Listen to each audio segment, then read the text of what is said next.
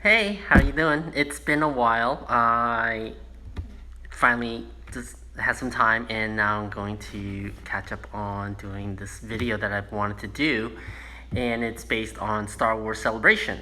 Star Wars Celebration is the big Star Wars convention that just happened a couple of weeks ago at the Orlando Convention Center, and it was pretty amazing. I got to work it, so I was able to avoid the lines. I did hear some lines.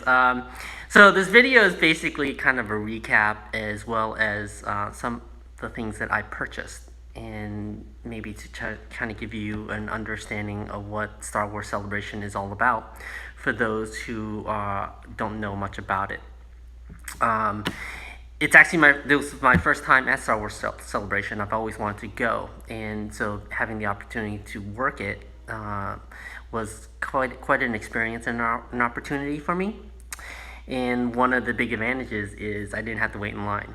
So it was a Thursday, Friday, Saturday, Sunday show, and on Thursday, if you follow Twitter, you saw social media and everything else, there was quite a big of a backup getting in. And so one of the problems with Star Wars Celebration on Thursday, the initial day, which typically happens to conventions, that's kind of your shake everything out, make sure you get everything right for the bigger days, which is Friday, Saturday, and not so much Sunday, because Sunday is more of a wrap up day, but definitely for Friday and Saturday as being a 4 day show. So Thursday there were some issues, and one of the big issues that came to light was just getting into the building. So the problem, and I didn't see it firsthand, but getting all the scouting reports as well as all the updates from the convention, as well as attendees that made their way to where I was. I was in photo ops. It was that they didn't have enough security checkpoints, or they only had one, and so everything had to route through one single entry point. And I was told there was probably like about 3 hour wait to get into the building. So that's not good. But luckily, as the days went on, they figured it out. So they opened up more access points, had more security check stands. So they got to the point where it was almost like the TSA. So kudos to the show for getting that fixed and recognizing it, and kudos to the fans. That's quite a weight to bear. Me, having been to all the big conventions such as San Diego and so on and so forth, 3 hour wait, it doesn't surprise me, but it also doesn't bother me. But then again, I didn't have to wait out there, so I'm coming from a different standpoint. Um, I didn't get to see a whole lot outside of the exhibit hall, which was the floor that I was on. So there were multiple floors and multiple events going on. There were about 3 different stages for panels, interviews, and live events. There was I believe there was like an artist alley, for better term. I didn't really know what they called it, but then like an art exhibit hall. And I think that was on the level above me, but I didn't never, because working it, I didn't have a chance to go. And they didn't open up the convention to vendors. I think doors open at 9:30, but vendors weren't allowed until 8 o'clock. So it's only about an hour and a half just to be able to circumnavigate the floor and to see what was going on before actually having to go and work the booth. So I kind of concentrated on the exhibit hall floor. One of my main goals was to try to get to the Celebration store, the official store, because I wanted to get a couple of things, and I just also wanted to see what was available. Being the first day, it was a little bit hard to get to the store. So actually, I didn't get to the store until Saturday, and we can talk about that later as I start showing you the stuff that I have. They had it kind of reminded me of San Diego, New York Comic Con, all those other big shows with the vendors like Gentle Giant, Kotobukiya, Funko, Hasbro. Hasbro had a booth there. So Hasbro was kind of funny because I saw the signage with all the merchandise and all the status of the product, whether it was sold out or so on and so forth. And it, brought back memories of San Diego. I'm like, oh my gosh, I don't want to do that again. I don't want to go through the Hasbro process. Um, Luckily for me, I didn't really have a big shopping list. I really actually didn't have much of a shopping list. I didn't want to spend and go too crazy because it's still early on in the convention season. But it was Star Wars. I'm a huge Star Wars fan, so I wanted to get at least some of the things that were iconic to the show. Uh, so the interesting thing about, and I guess it's kind of it bears explaining, is that so Star Wars is a Disney franchise, so all the Disney people were there, but it was run by Tops in conjunction with Reed Expo, Reed Pop, which is New York Comic Con and Emerald City and C2E2. It really was on a consulting basis, so there was kind of an interesting dynamic between the three different entities. So um, but live video and sorry about the phone call messaging machine.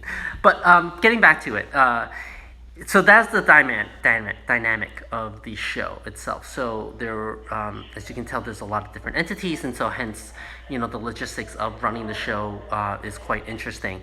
But I thought in the end, it was a fairly good show. Of course, there's room for improvement. There's some complaints. There was also some positive feedback too. So, kind of give and take. I think being the first time that Tops has done it, there was a big learning curve.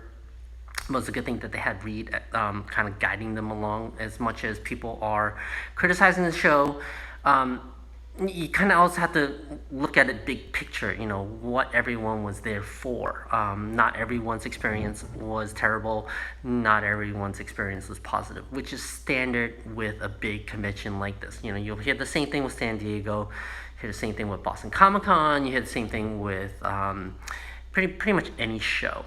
There's always going to be those who go for a show for a specific reason, and I've talked about this in the past about having managed your expectations for shows. And so I would say if it wasn't a complete failure, some people say, but it wasn't like a cakewalk either for a lot of people. So, but like I said, it's again a show of this nature, with the fandom, the size of the fans coming and attending, the magnitude of the talent that's coming to the show, and it's Star Wars. It's a different fandom. Like anything else, there's some diehard fans, but I think Star Wars spans many different generations, as well as they cross a lot of different medias, and books, comics, video games, movies, and TV shows, and so forth. So there's that big fan base.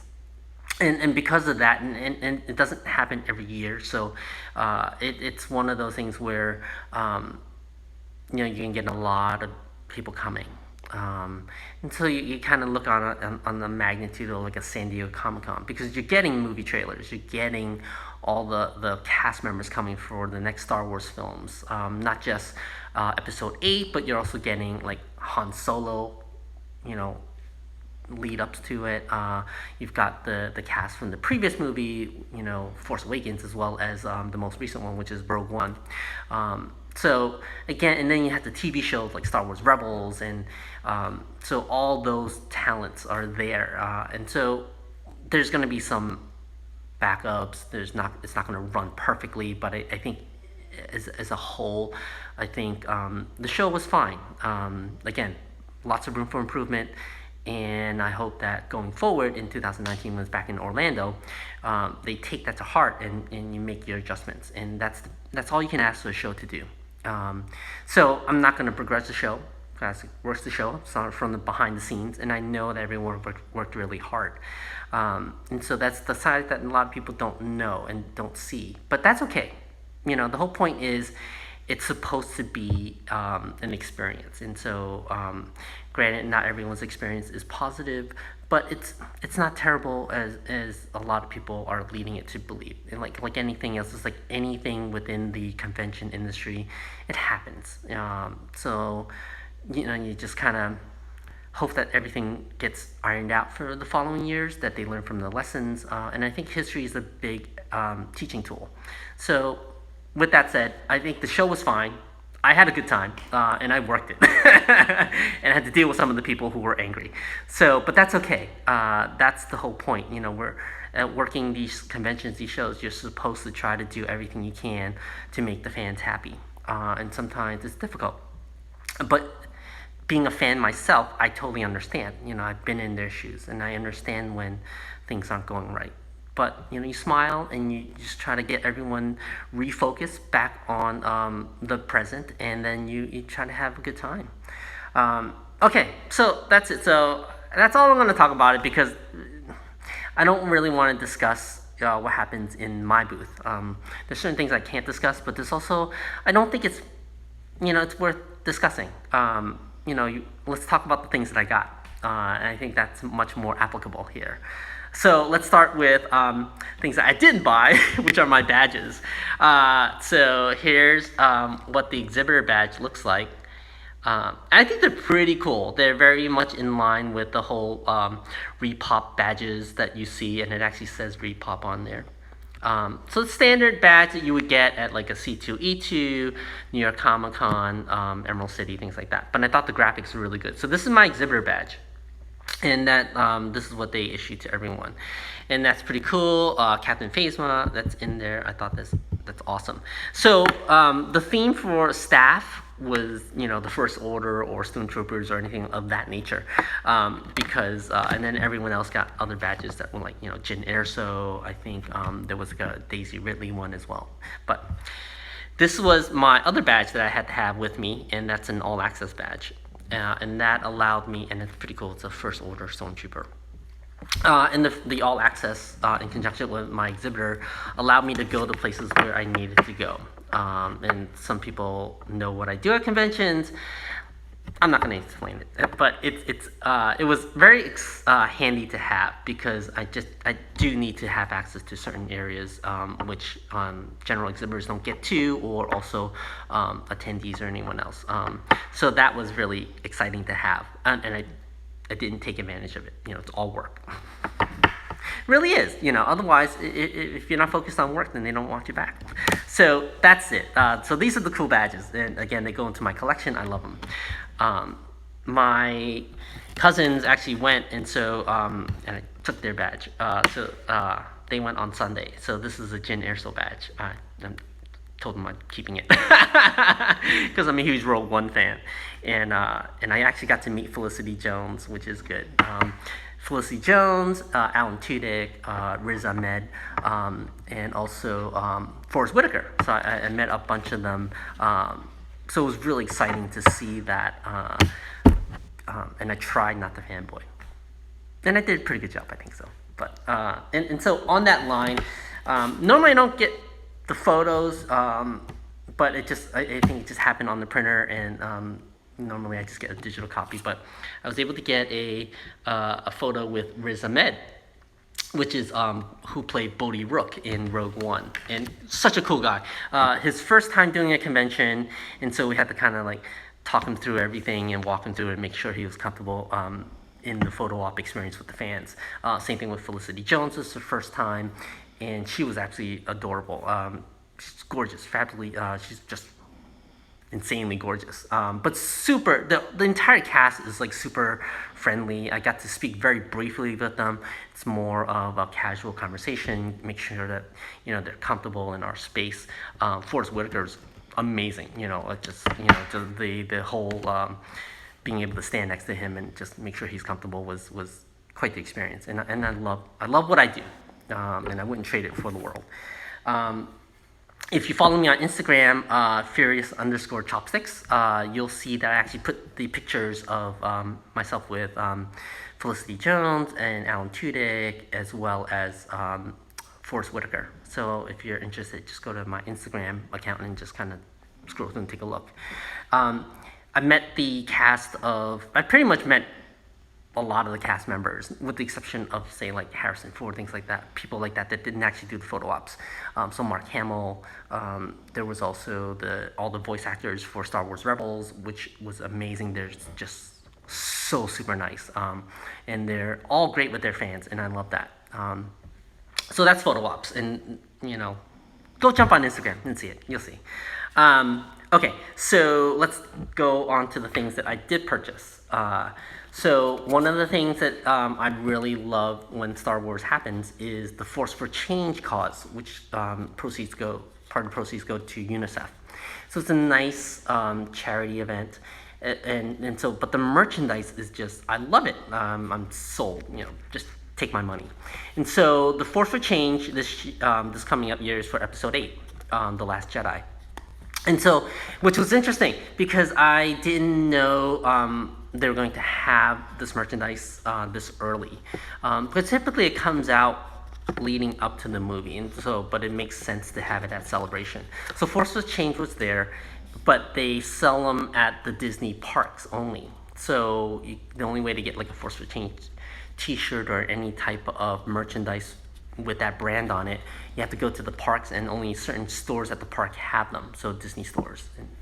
And so when I went through the exhibit hall one day, and it actually was on Friday. It was Friday. I was able to. So each day I was able to kind of roam the floor, and I found the Disney park booth amazingly constructed. It's Disney, so you get the Disney experience. So they built like their booth like a little mini theme park queue. It was hilarious.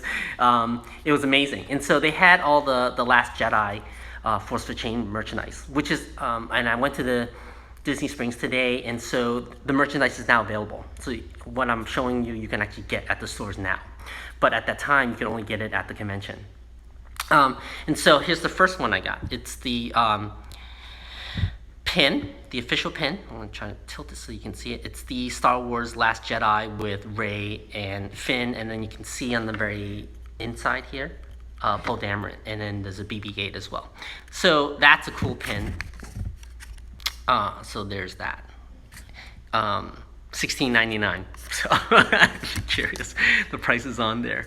But it's a really cool pin. It's actually pretty big. Like, you see the palm of my hand, and so that gives you kind of a perspective on it. Really heavy. It's nice. I like it. It's almost like a metal, and which is great. Pretty. Kind of, you can see the thickness of it there. But it's a great one. I actually got that, and I really like it. So that's cool. So one of the pins. I'm becoming more of a pin collector at these shows, and so Star Wars is just one of the great ones to have. I went through the Celebration store, and I got a pin pack.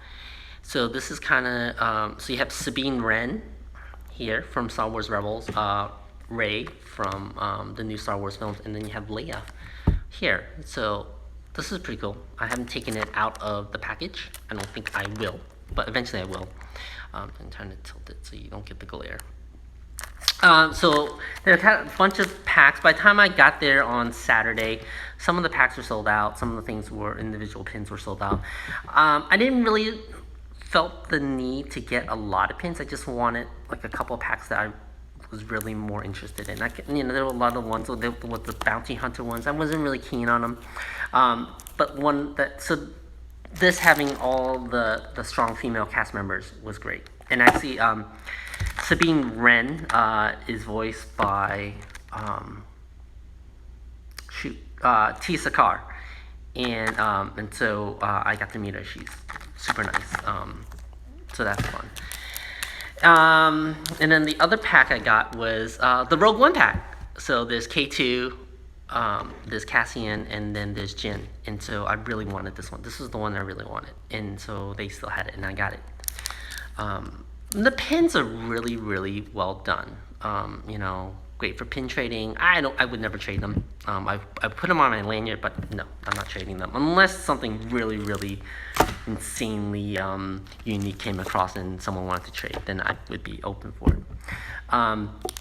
There was the EFX booth, and so certain booths had their kind of sponsorship pins, and so you just have to be able to get there and purchase them.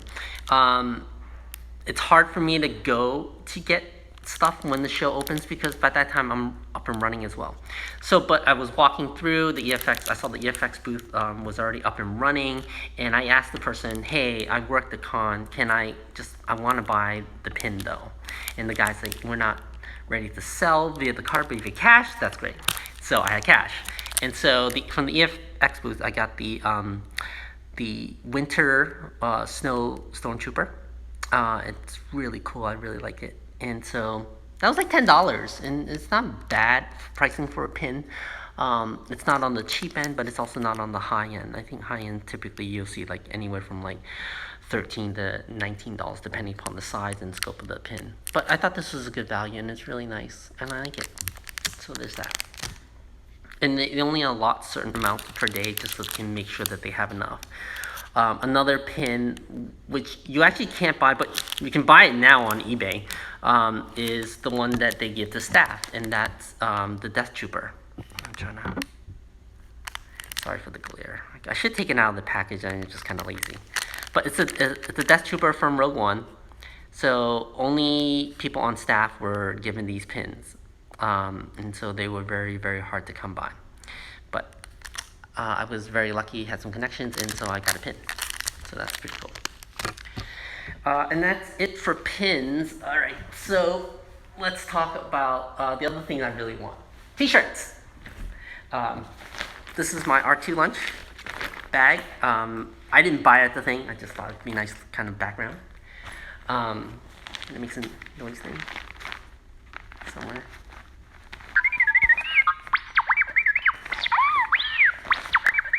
Yeah, I'm a nerd. Leave me alone. All right, so T-shirts. So this is one of the most hard to get T-shirts was the actual from the Celebration store. It's the Last Jedi, and it has the Star Wars Celebration logo there. It's also a Force for Change shirt. Again, that's why I get them. And so this is the Star Wars Last Jedi shirt. And kind of like the Rogue One one. It's back when they released that. This shirt, I believe, sold out by Saturday. So they didn't have any more. Because on Saturday when actually I went through the booth on Sunday as well. By Sunday they didn't have anything. They didn't have these. All they had were the actual celebration shirts, which I thought were okay, but I didn't need to have that. So I actually got two of these. So one, that's kind of my thing is I get two in case one shirt, if I wear it too much, then I have a backup.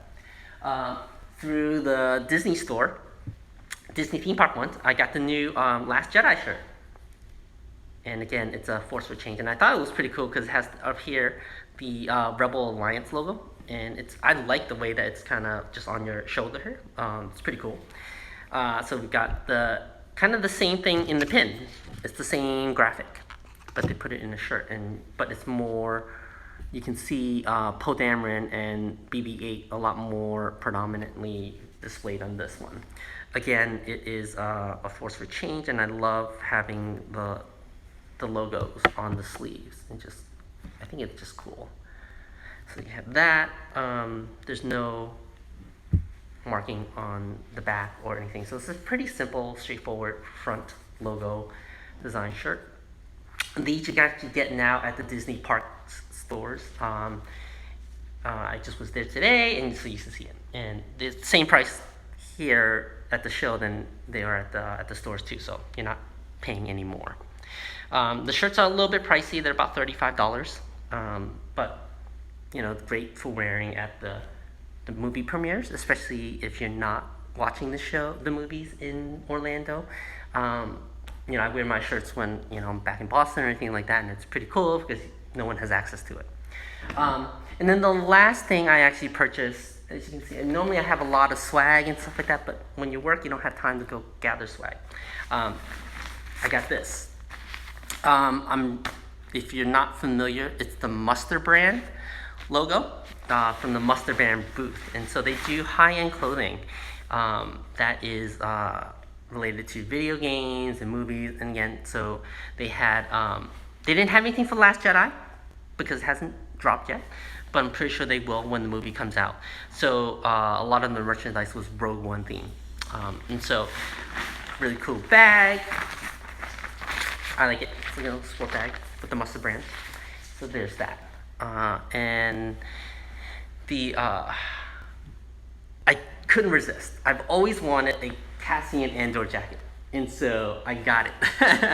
So this is the Cassian Andor inspired jacket, and so it's got all the decorations that you would see on the jacket that he wore, slightly altered. It's not movie accurate, but it's close. And so it has the Rogue One badging. I like that very, very much. And so it's a nice sturdy jacket. It's more like a little bit of cooler weather jacket. So it kind of zips and has like these Velcro badges on here. And so on the inside, it's pretty cool. You see the Rebel ships, and on the top here, all the X-wings and all that stuff. And so there's that. It's got the Star Wars label in there, and it has the Mustard Brand tag. But it's really, really nice. It's still got the Star Wars Rogue One label on there. So it's an official merchandise product there, because by Disney. Yeah, I love it. And it's, I've seen the jackets that Columbia came out with, and they were okay, but they're like super wicked expensive. So this one is just nice. I saw that in my passing. I actually didn't know what they were selling until I walked through the convention floor in the morning. And luckily, this was actually on Friday. So I actually got to walk through, and I just saw it, and it was just like I really fell in love with it. So I can't wait for cooler weather to wear it. And so I have a nice Cassian Andor jacket. I believe I did post a picture of it on Instagram, so if you're curious to see what it looks like, it's there. But if you go to the website, Mustard Brand, you'll see it as well in much more detail. And so I really like it, and that's my jacket. And that's pretty much it for purchases. I didn't really go a whole lot crazy because, again, I'm working. I didn't really have as much time, but also I didn't want to spend a whole lot because, it's very easy to spend a lot of money, especially at Celebration, because, being a Disney franchise, they're going to market the crap out of it. And so you kind of have to be a little bit more responsible and not just buying everything, because there's Lego, there's everything else that's there. Her universe was there, lots of stuff. Good thing it's all women, so I can't buy anything. But it's amazing the amount of merchandising that went into that goes into Star Wars, and rightfully so. It's a huge franchise. And so that's pretty much it. And I think, people always keep asking me about this. This is my handy pen holder, Sharpie holder. I got a lot of compliments on it, and I figure why not wear it. It's made by Armadillo, so if you want to get one, you can get one yourself. But it's very handy, and it's a great conversation piece for me because people ask about it all the time. And it comes in very handy, so I never need to fish out a pen from my pocket or anything else. So thanks for tuning in. I hope I didn't ramble on too much, and I hope you found this to be fun and entertaining. And I do recommend that you go to a Celebration event if you have a chance to go. Again, do your homework like any con. Understand what you want to do, and especially when you're planning your agenda.